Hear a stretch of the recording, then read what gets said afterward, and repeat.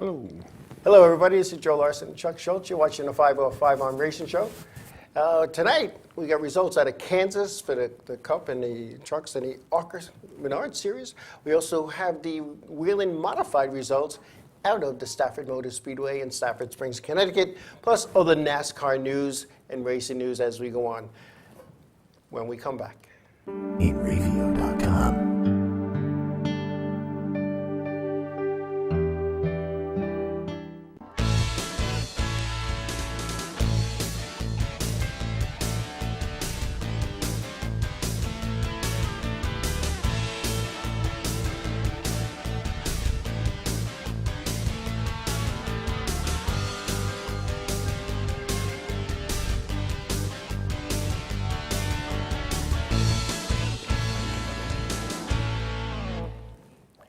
Welcome back, everybody.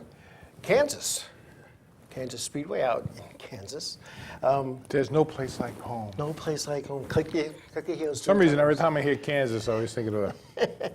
I think of Carry On Wayward Son when I hear Kansas. Yeah, it's my second. You know, you think that would be my first, right? Anyway, you know, it's out in the middle of nowhere, and it's one of those cookie cutter racetracks that I am not too fond of. The mile-and-a-half jobs, and what they do is they don't even lift there.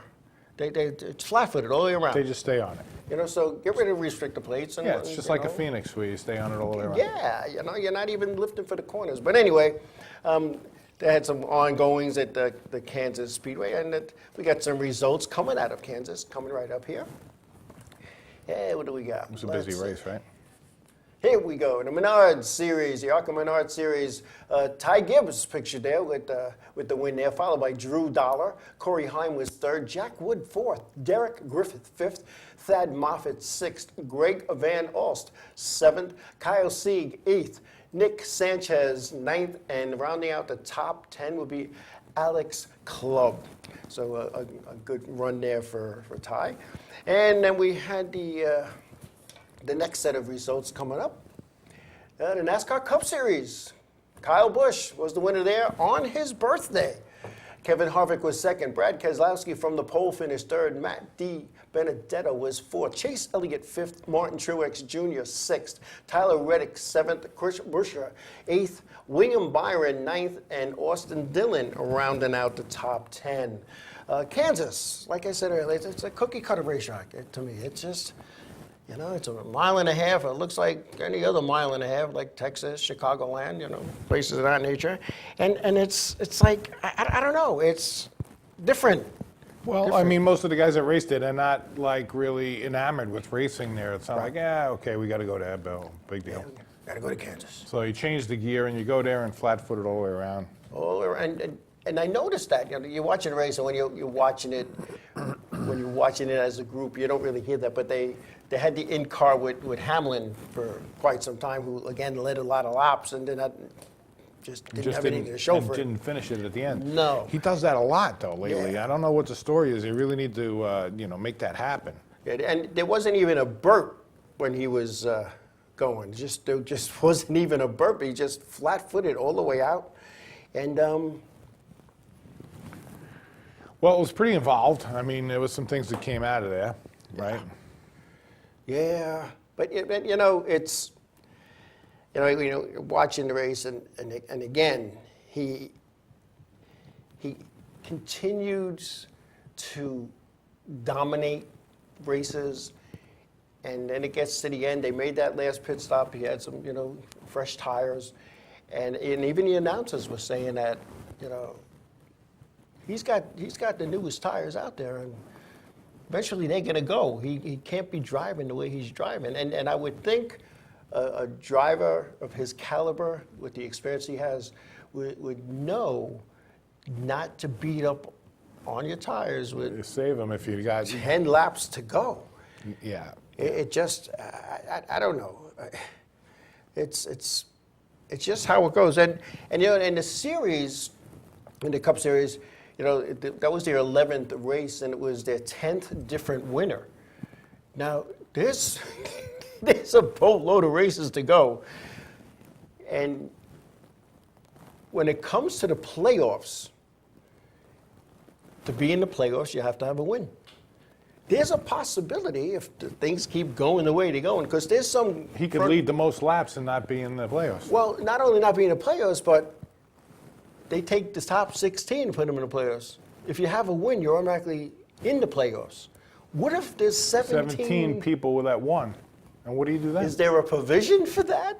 I looked, I couldn't find one. Is there a laps led after that? Total points?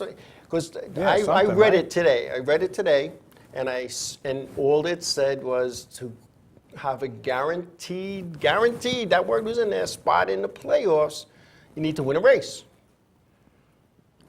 They get 16 spots. 18 guys win a race. What do they do? 2 guys are out? Oh, that would suck. The rule says win a race, you're in the playoffs. I don't get it. That would not work out well. But you know, they do change the rules, NASCAR. They do change the rules to fit the situation, just like the year that Jeff Gordon didn't make the playoffs, and they changed the rules and let Jeff Gordon in, or the year that the champion, well, I shouldn't say the champion, one of the Bush brothers missed a third of the season, Right. but they put him in the playoffs.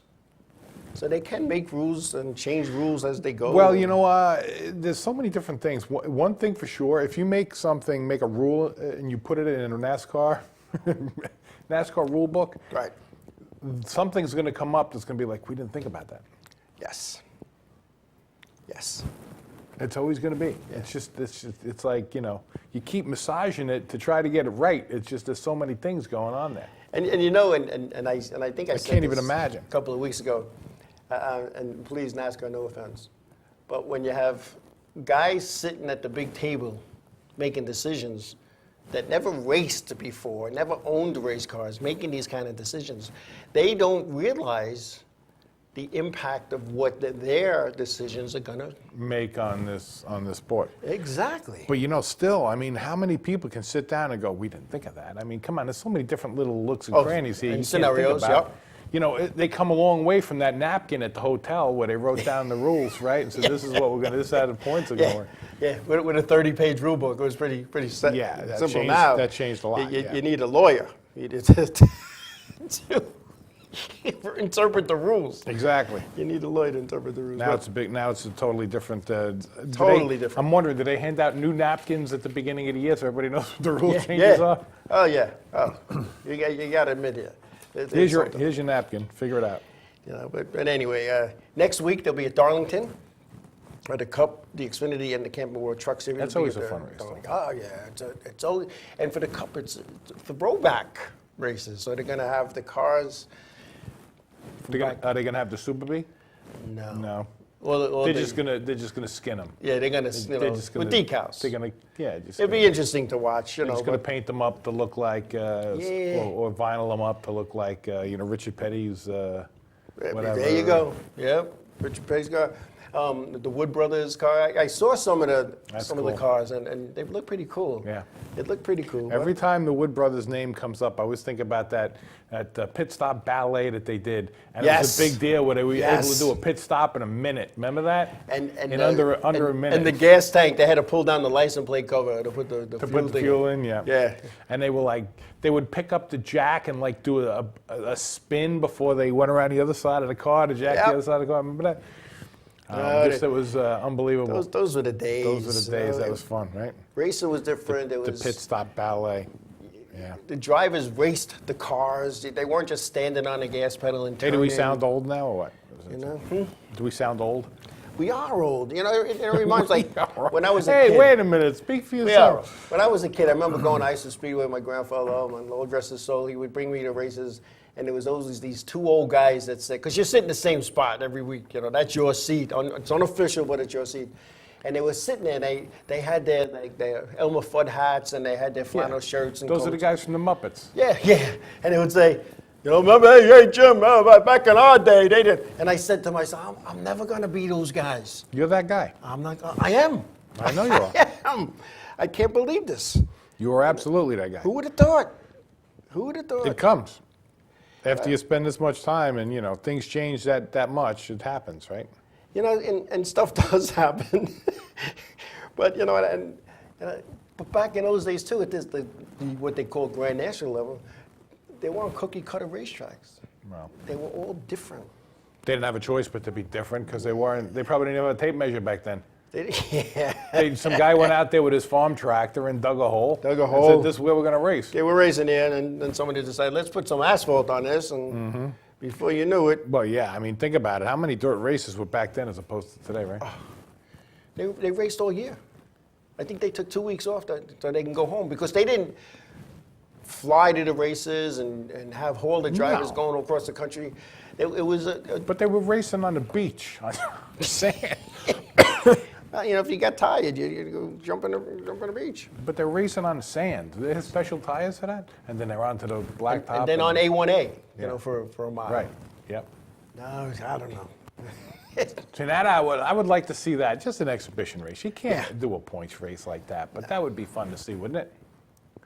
I think that would be fun. And they had the convertibles out there. I mean, wow. And it's funny. That when took something. You look at the convertible class. You saw what the drivers. I mean, all they did was cut the roof off because they were stock cars. They were stock cars. So you saw what they were doing. Right out of the showroom. Yeah, right out of the showroom.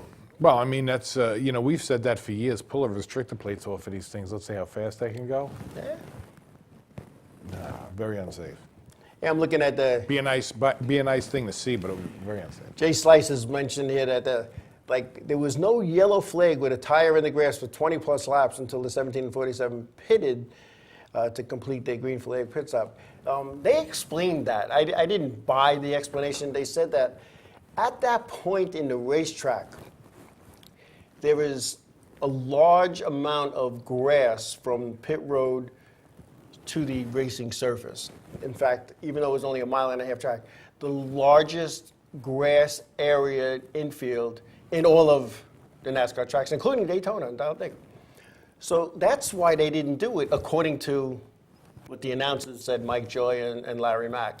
What they said, and in regards to that's why they didn't call it. And that's not a rule interpretation. Failure to control a tire. There's not a little asterisk, and you go, let me go to the back of the book, and it says, except when there's a lot of grass. Except when there's a lot of grass, right? No.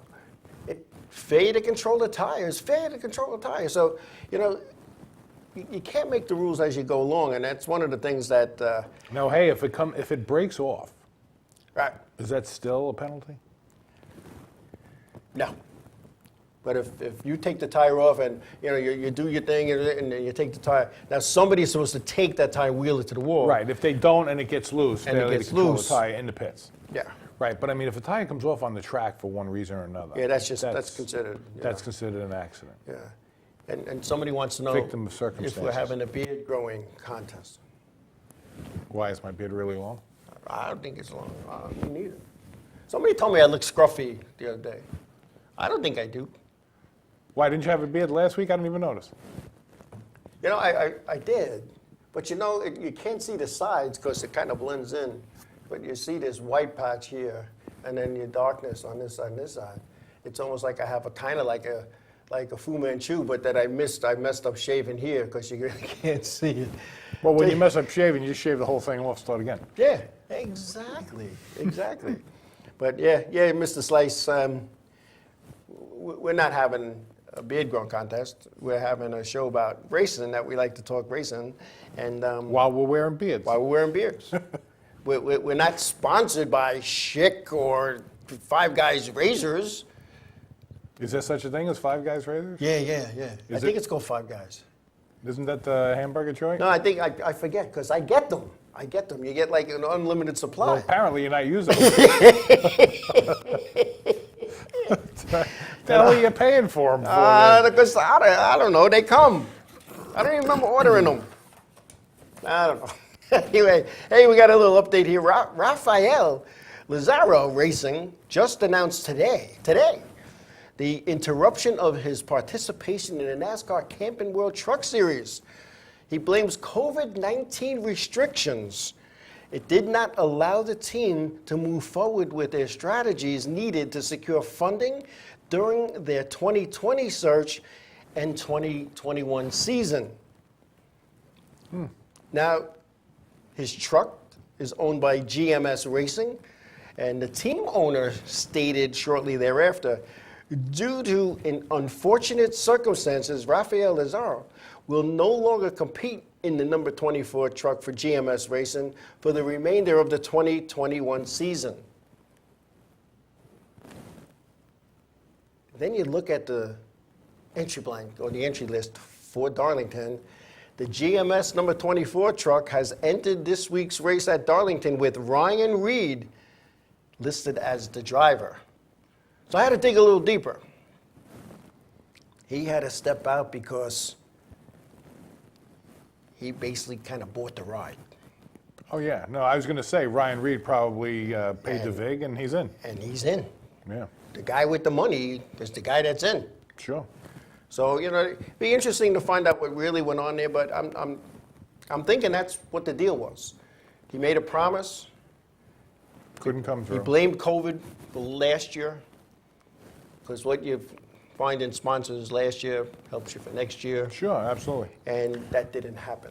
Well, I mean, if you're a driver who wants to get a ride and you happen to get a ride for a special fee, whatever it is, it's Yeah. a pay-to-play type of a thing. I mean, that's the kind of world we're living in. People don't like that, but that's Exactly. the world we're living in. So if you're buying the ride, you're buying the team and the support of the team and what have you, Exactly. the cars, what have you, then it's up to you to come up with the money. Now, whether you come up with a sponsor or not to put on that ride, that's great. That's less money out of your pocket. Absolutely. But hey, if you got enough money and you want to just plunk down, this is the number, plunk it down, let's go racing, and who cares if there's a name on the car or not? Yeah.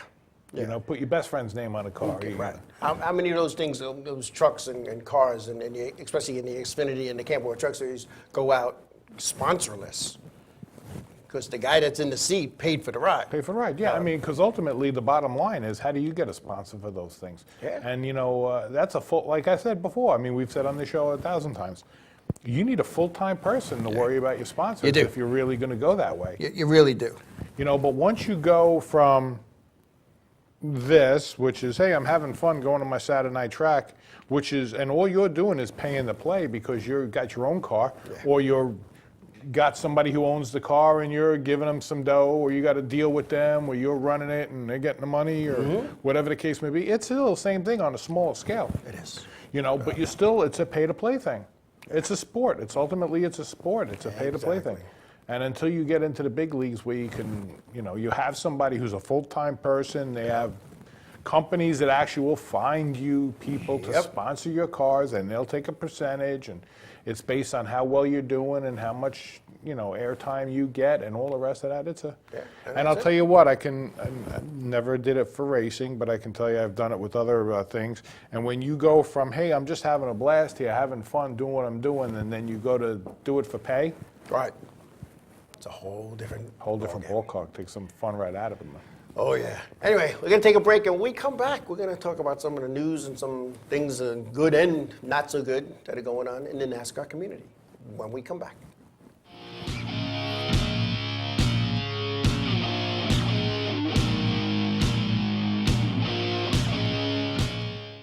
Village Music Shop of Mastic.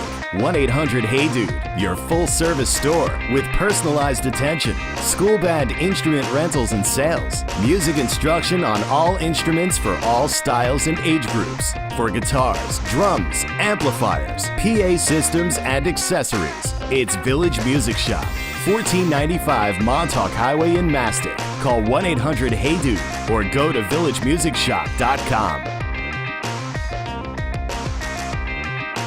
Hey, we're what's set oh, up. I said was gonna say what's up for some reason. Hey, we're set it up, and you're watching the Inravio TV network. Hi there, this is Buddy from Less Than Jake, and you are listening to Inravio TV. You're probably watching it too.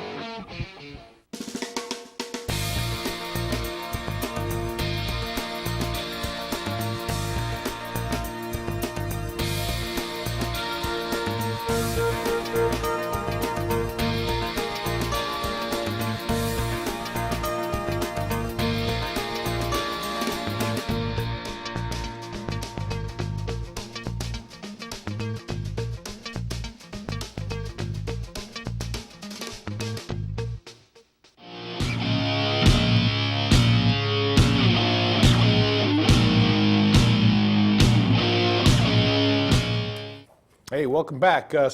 Take virtual lessons with Village Music Shop's online university, and be safe, have fun, play some music. They have lessons for all ages and all styles and levels, from beginner to advanced, as well as classes to become a recording engineer, music production, and learning how to be a DJ. So go to Village Music Shop. The link is in the chat, or call 1-800-HEY-DUDE and get started today. Yeah, there you go. Here's something that we've talked about is being addressed and looked at. Plans for a roof of the Bristol Motor Speedway continue, according to Ernie Stackson's column in Area Auto Racing News, my 2 cents worth. Architects estimate the cost to be in the area of $80 million to put a retractable roof, which will not, from what I understand, not totally enclose the arena, but enough to keep the fans dry, the track dry, but also enough to allow the sound to dissipate and the fumes to dissipate. So this is something that we've talked about. We talked about this several times. Why can't they do that? So it'd be interesting to see. I don't see that happening for 2022, but I do see that in the as a future. possibility. There's a possibility in the future. I mean, you have a product to deliver, and when you got people that are going home early because they got to get to work or they got plans, and exactly. we talked about it at length, but it's a tough thing. Yeah. It's tough. It's tough. NASCAR, everything they're doing to try to help out, Yeah. it's tough. And it's all good stuff. Whatever they can do to make that move. Yeah. Hey, in our excitement, the last segment, I overlooked the Camping World Truck Series results. So we're going to do those now. Okay. We had the winner there, Kyle Busch. Ross Chastain was second, Austin Hill third, Christian X was fourth, John Hunter Nemechek fifth, Todd Gilliland sixth, Zane Smith was seventh, Rafael Lessard eighth, his last race in the 24 truck. Right. Johnny Sauter ninth, and Ben Rhodes rounding out the top 10. So sorry about that, folks. For those of you who are sitting there, what about the trucks? We got the trucks. Anyway. Also, again, last week, NASCAR President Steve Phelps announced a new partnership with the Boys and Girls Club of America.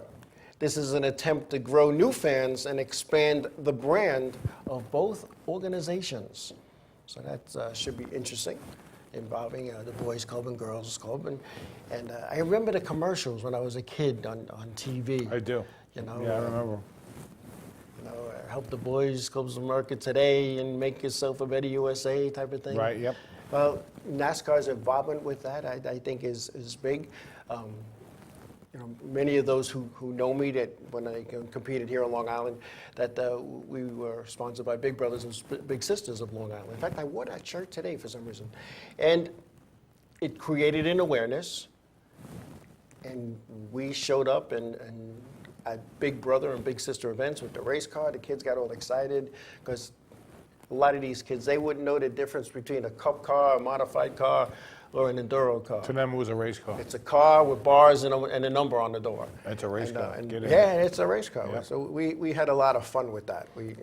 That was probably the best part about me racing, was at the end of the night when the parents used to come in with the kids, Yep. and they'd get in the car. We'd take their pictures and sign the pictures for them. Yep. It's funny, I forget who it was that came in here, but we're talking, what are we talking, 20-something years ago now, and somebody came in here and says, my son still has that picture from 20-something years ago that you gave him sitting in the car. So does my son. Oh, your son too? Yeah. Still got that picture I gave him Still sitting in has the car? it, sitting there. There you go. Stuff like that. And you know what? That's great that you can make a difference in somebody's life like that, that it's Right. that important and it's that fun. Oh, without You know doubt. what I mean? Yeah. That's great. Awesome. It is.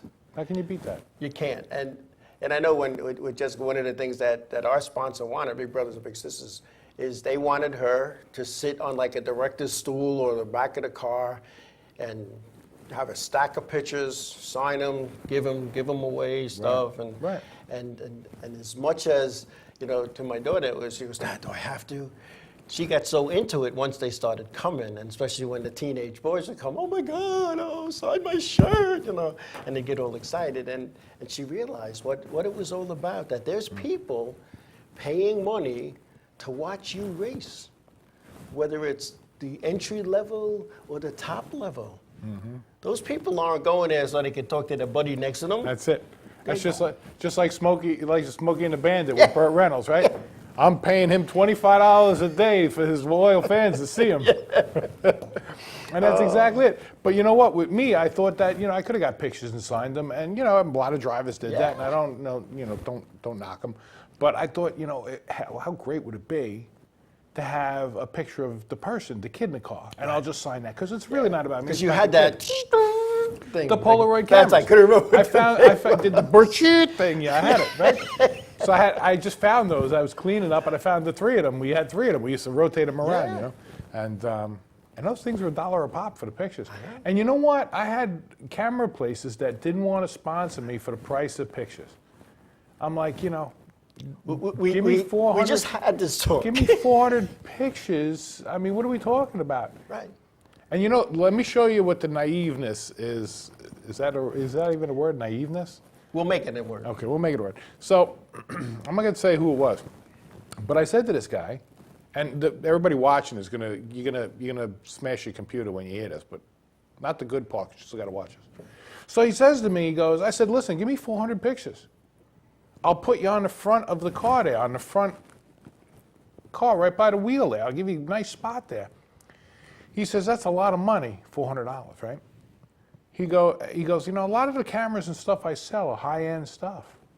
I don't think the people that race could afford the cameras I sell. And I said, some of these people come to the track with $100,000 haulers. And that was at the time, we're talking 20-something years ago. Yeah. I says, I think they could probably afford any camera you could sell. Yeah. And I walked out. Yeah. That was like a slap in the face right there.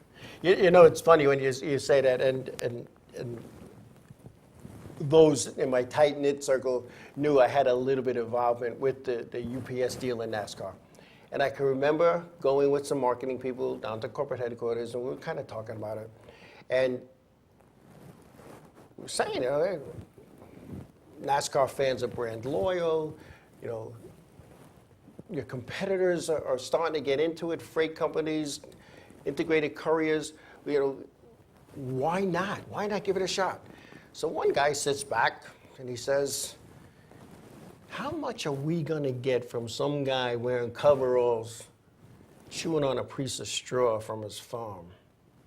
So I said, well, I'll tell you what, whether he's in coveralls, chewing on a thing of straw from his farm, or the CFO of a major Fortune 500 company, they order parts, they order equipment, they sponsor top-level teams.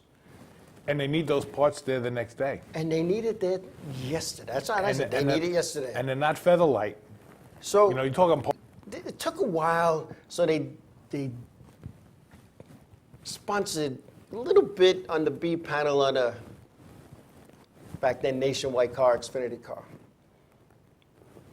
All of a sudden, they're getting some people want to buy UPS racing paraphernalia. They didn't have any.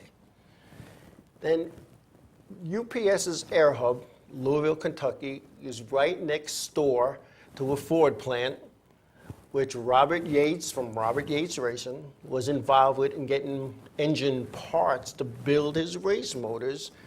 They sat down and they talked. They still weren't 100% sold. They weren't sold. So what do? They go, and this is a true story, and I might have said this in my 9 years of doing the show. Buckshot Jones sends a proposal to UPS. Buckshot Jones, yeah, that was the.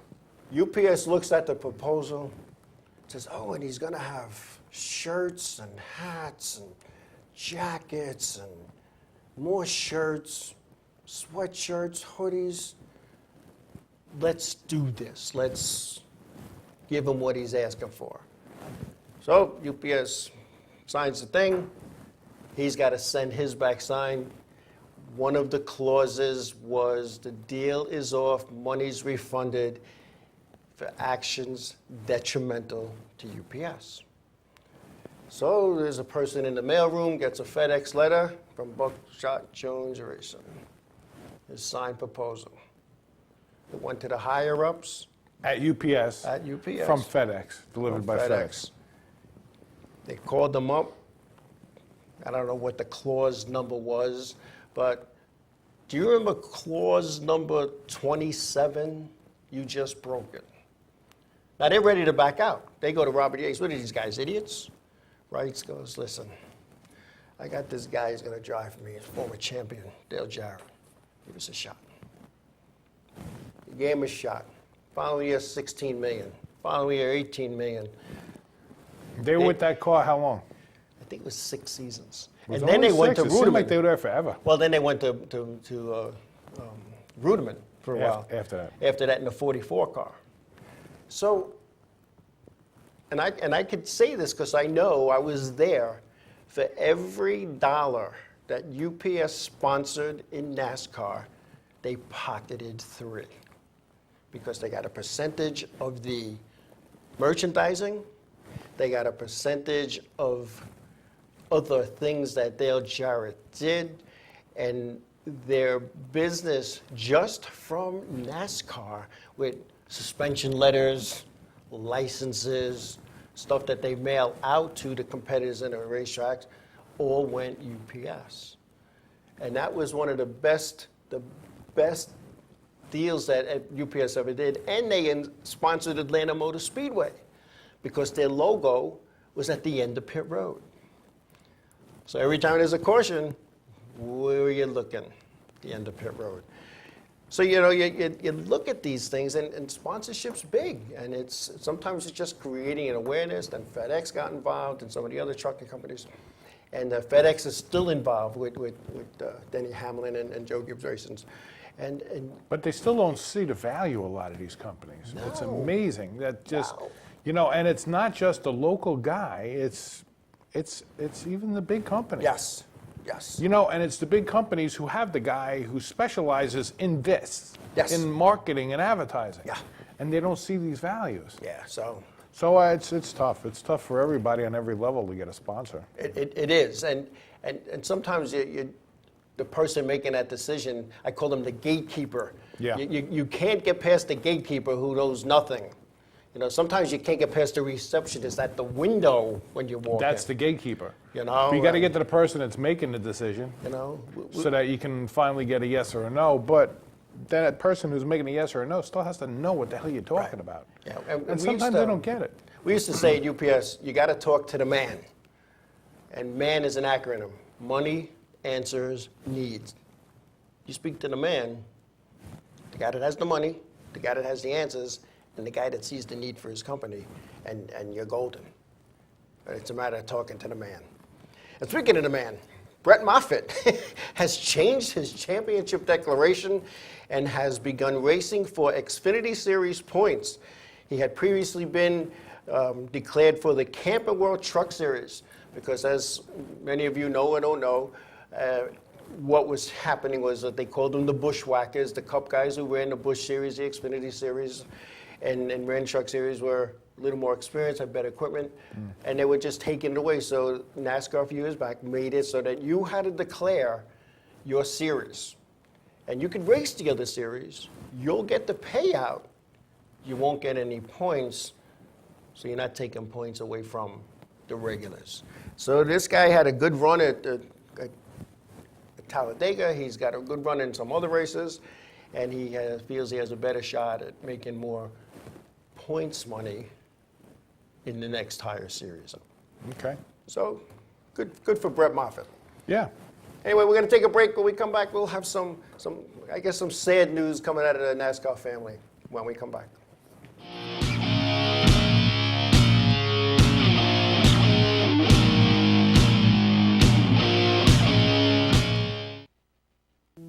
Hey guys, this is Jibs from Ocean's 8, Alaska, and you're watching Inravio TV Network.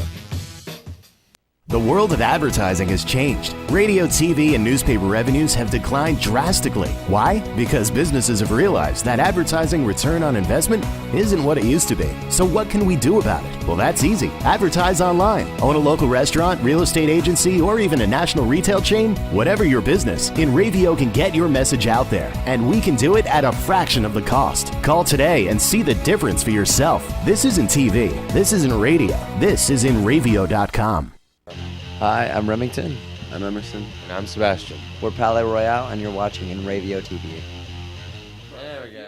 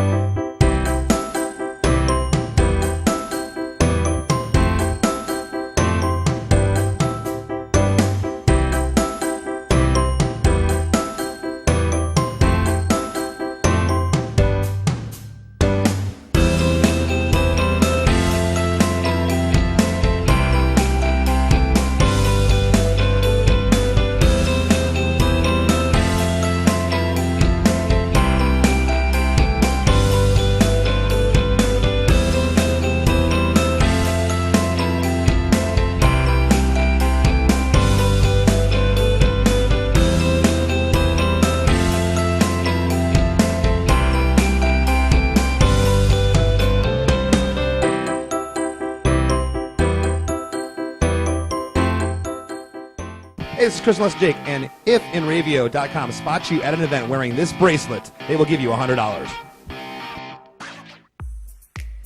Hi, this is Mike Jarecki from My Race News, and you're watching the Inravio TV network.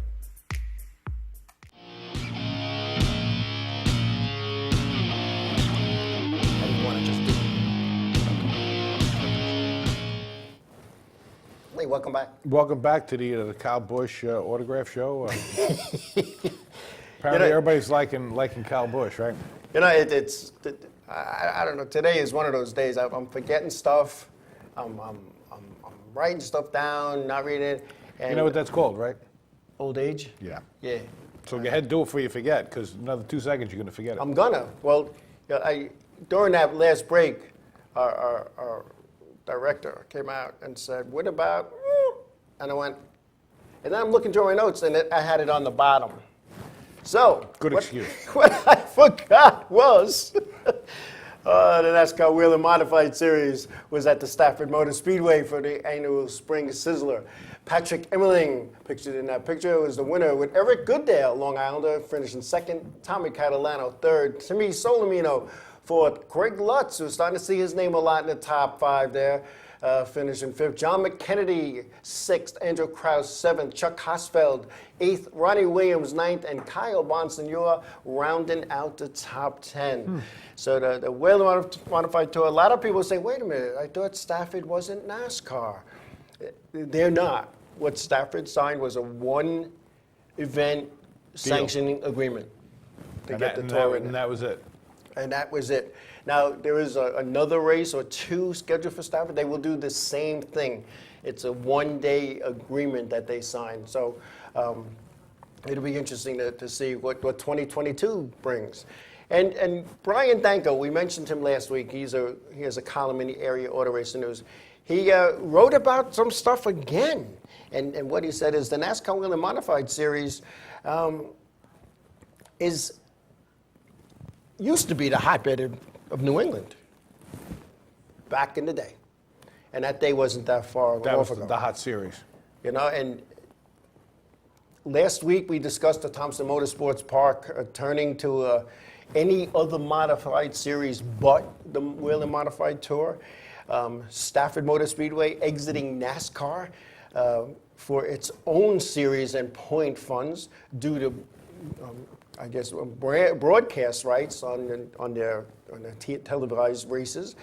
And let's not forget the New England Waterford Speed Bowl, who no longer has races due to the track promoters' legal issues. Now, not that long ago, and I'm going to say 5, 6, 7 years ago, those three tracks together had 12 events. Stafford had 4, Thompson had 5. Waterford, New England Waterford Speedway had 2. Just in Connecticut. 12 races. Now, I was going through some old shirts and whatnot a few months back, and I found a NASCAR Wheeling Modified T-shirt that had the schedule on the back. And there were 23 races listed back there, 12 of which were at this racetrack, or these 3 racetracks. Yeah. And some of the tracks that were on that no longer exist, but what has become of that? What is, as Brian Danko was like, is NASCAR losing its luster where they're getting more fans in the seats to see, the tri-track modified series? Well, I don't want to bring it back to business again, but ultimately it's like we do in business here. I mean, ultimately we sit down and we look at all the numbers, and then we say, what are the big numbers and what can we do to, if you're going to fix something, right, you fix the big problems first. Yeah. So you look at the big numbers and you say, what can we do to make this better? What can we do to fix this? Right. And when you look at that, you say, okay, NASCAR's a big number. Yeah, absolutely. What can we possibly do to fix this? We got to do something. Yeah. And I think that's one of the things they're doing. They're looking at it and going, we got to talk about this. Yep. Hey, we do it with everything here. And I'll get pushback from this one or that one. They'll say, you're not going to get anything out of them. No. You know what? You would be surprised. Yeah. You call up, the squeaky wheel gets the oil. Exactly. You call up and you say, hey, listen, what are we going to do here? I can't do this, so it's either you help me out or I'm going to have to leave it. Yeah. It's a take it or leave it thing. I'm going to have to leave it. So, you're going to have to help me out, and what can we do?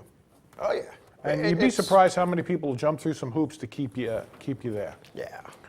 I don't know if NASCAR is the case. I don't know what they do, but the big numbers are big numbers. And if it's in a post-COVID world, if it's either you keeping the doors open or not, it's a big deal. Right. Oh, without a doubt. And I was involved, and I sat in meetings, and I remember, and I think I mentioned this last week, with Jimmy Hunter, who handled a lot of that stuff, with the weekly tracks and touring, and Ed Cox, who was the series director, and Jimmy Hunter said, how strong do you think your series is? And we're both sitting there, we're prime poppers, right? We're pretty strong. Not when almost half of your races are at 3 racetracks. When they pull out, you're in trouble. Mm-hmm. And there's only like 14, I believe 14, maybe 15, correct me if I'm wrong, races on the tour, which now has opened the door to other modified touring series, which pay a lot more money and it costs a lot less to get in. Right. Well, that's somebody was asleep at the wheel to let those 3 tracks take so much, because now there's bargaining power there. Yeah. You know what I mean? Where if they do pull out, you're in trouble. Absolutely. And that's not something that you really want to put out there. And maybe you do it for a year or 2, but you better make sure you get on somebody else to try to diverse a little bit and break that up, because that's exactly what's going to happen. It could kill it. I don't think it'll ever kill a series. I think that what they're going to do is they'll do the one-off races like you talked about at Stafford, but they might even open up other modified, it might not be a points thing for NASCAR, but they'll open up other modified races where the tour modifieds will qualify as well, where they can all be together. Right. And they'll just put up a nice purse. Yeah. Like the icebreaker. Exactly. Where they'll put up a nice purse, and if you got a tour modified, bring it. They had If the you got open this one, modifieds, the open 10,000 to win. modifieds, right? 10,000 to win. And they'll just do it that way, because ultimately, it really does put more money in the driver's hands and the crew member's hands and the team owner. When, even on that level, we both know, and all our listeners do as well, because we've talked about it, that they still pay to play. Guy wins the championship, and it still had to pull $150,000 out of his pocket to make it happen. It's funny. And that's a shame. The last modified tour banquet I went to, or maybe the second to last, Erick Sanderson with the Flamingo Motorsports won the championship. And I was joking around with him that night in one of the hospitality rooms. I was like, I guess you need an armored car to get this money out of here that you took home tonight. He goes, I'm going to be honest with you. It cost me $300,000 to win this championship. and tonight I'm walking out of here with 102. I lost $250,000 having fun.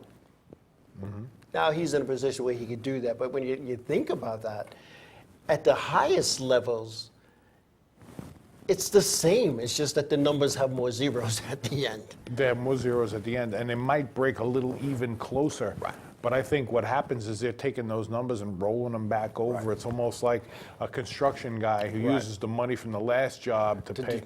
Get the new job and pay for the last job, and get the new job and pay for the next job, and it going hand to mouth. You know what I mean? It's tough. It's not easy, and that's why one of the things that I was proud of the last couple of years I raced, I made money for racing, even with my accidents and anything else I had to fix. I actually came out with a positive number. Right.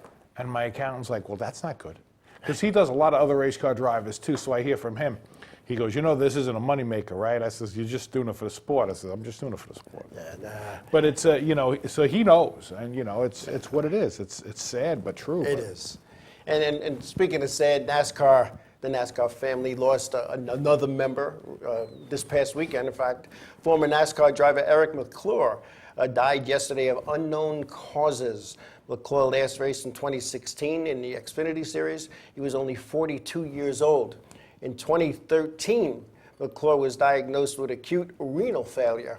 In 2019, he revealed that he was being treated for kidney failure. So his family has not, in social media, listed his cause of death. He died yesterday. But we can only guess it had to do with his kidneys and His whatnot. condition, his body shutting down. That's too young, boy. Our prayers go out to the McClure Absolutely. family. Our thoughts and prayers to them, for sure. He was one of those races. He went and raced. And was he winning races? No, but he was there every week and he was putting on a good show. So the family is part of the Morgan McClure race operations, and he will be missed. Anytime we lose a family member in our racing family, it's a tough one. So Absolutely. So it's That's a sad time. It is. And we got a little release here from somebody today. A local New Yorker continues to get bigger. A few years ago, a Long Island racer turned the controls over to a talented young driver in his race car because he just wasn't making it happen. And then an opportunity arose after that, an opportunity to compete in the Wheeling Modified Touring Series. And then an opportunity down south came to be, and Visconti Motorsports borrowed a small corner in Tom Baldwin Racing's shop with one car and a volunteer crew. Now, Visconti Motorsports owns a race shop in Mooresville, North Carolina, where a Camping World truck driver is borrowing a corner in his shop. Toyota came on board. Now they have 5 cars, and they are fabricating track-specific cars. They are currently third in the points, with Mason Diaz as the driver, competing with race teams owned by DGR, which is driven by Haley Deegan, Gillian Racing, Joe Gibbs Racing, and GMS.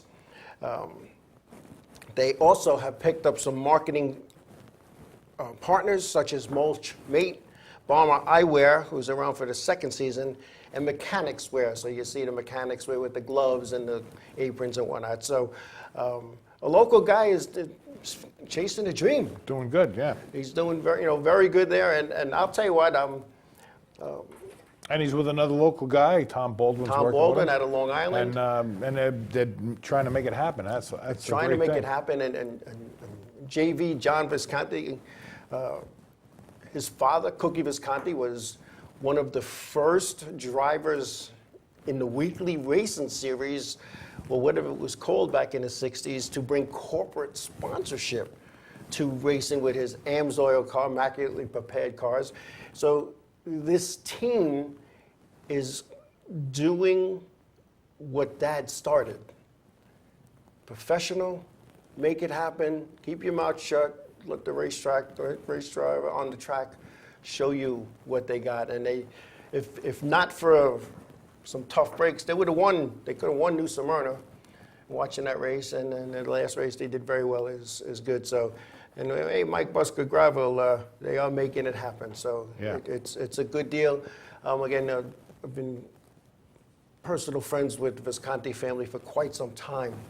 And I remember when he made this move, we announced it here. Good friends of the show. Good friends of the show. We announced it here, and I got beat up on social media, in emails, text messages, that it was a bunch of hogwash. This wasn't going to happen. So of course, I had to call him up. I'm getting beat up here by people, not physically, but, and he says, I guess they're jealous. So when this all comes to be, I guess, we could laugh at them. But over time, his dissenters not only have changed their ways, but they've gone on to help some.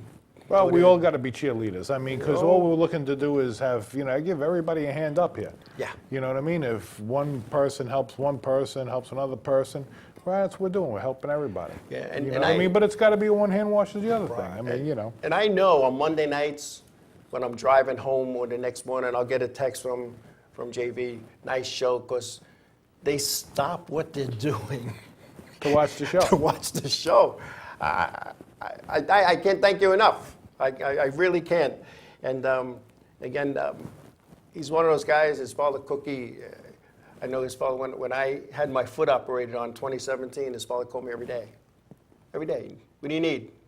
Not that he could help me because he was in the same shape I was, but what do you need? What can I get you? I'll send one of my boys over, which meant JV or Michael. But he was he asked, and that's the important part. Exactly. So, I continued success to Visconti Motorsports, who, by the way, is the listed team owner is Marie Visconti, who is always watching our show, whether she's down in the shop in North Carolina or home up here in New York. So, thank you for that, for your support and spreading the word there in that industrial park in Mooresville. That's it. What we're doing. So that's good. Yeah, we have a lot of people that watch the show from down there. And when I look at the numbers afterwards and where the people are from, it's amazing to see that we got a good whole East Coast thing going on, but they're all over the United States and around the world for that matter. We had a couple of people from India. Remember the one guy was watching from India at one time? Yep. And he was just having a blast watching the Americans be silly, I guess.